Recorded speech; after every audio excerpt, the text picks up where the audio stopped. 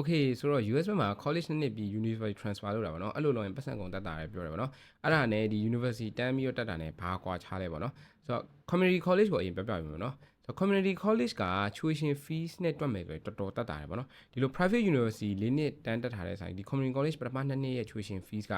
2ဆ3ဆပေါ့နော်တချို့ဆို4ဆလောက်နီးပါးတိအောင်တက်တာတယ်ပေါ့နော် community college ကကြတော့နောက်တစ်ခုကောင်းတာ community college က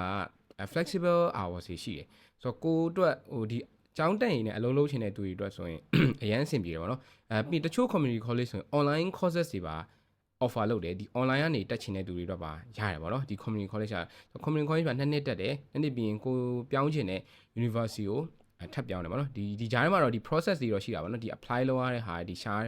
အရင်ကြီးတော့မရှုပ်ပေါ့နော်ဒါမျိုးတော့ရှိပါတော့ဆိုတော့ private university ကျတော့4နှစ်လုံးဒီနေရာပါပဲဒီမှာပဲတက်တယ်ဆိုတော့ဒီမှာကျတော့ flexible hours တွေတော့တိတ်မရှိတော့ဘူးသူတို့ဒီ program မှာသတ်မှတ်ထားတဲ့အချိန်တွေမှာပဲကိုယ့်ကိုကြည့်ပြီးတော့တက်ရမယ်ပေါ့နော်ပြီးလို့ရှိရင် tuition fees ကလည်း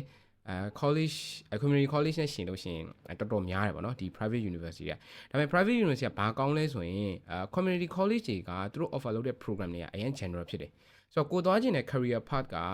အဲ့ program ကို offer လုပ်တာ community college မှာမရှိဘူးဆိုရင်တော့ကိုအနည်းဆုံးဟာတစ်ခုယူပေါ့နော်မယူဘူးဆိုတော့ဒီ private university မှာပဲ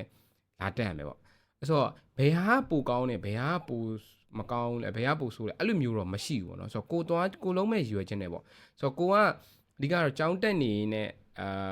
အလုံးလုံးချင်တယ်ပြီးကျောင်းစည်းကိုလည်းတလေးနဲ့တက်ချင်တယ်ဒါမျိုးဆိုတော့ community college and then transfer အဲ့လိုမဟုတ်ဘူးကိုကတော့ဒီကျောင်းမှာဒီ university မှာပဲဒီ program ကိုတက်ချင်တယ်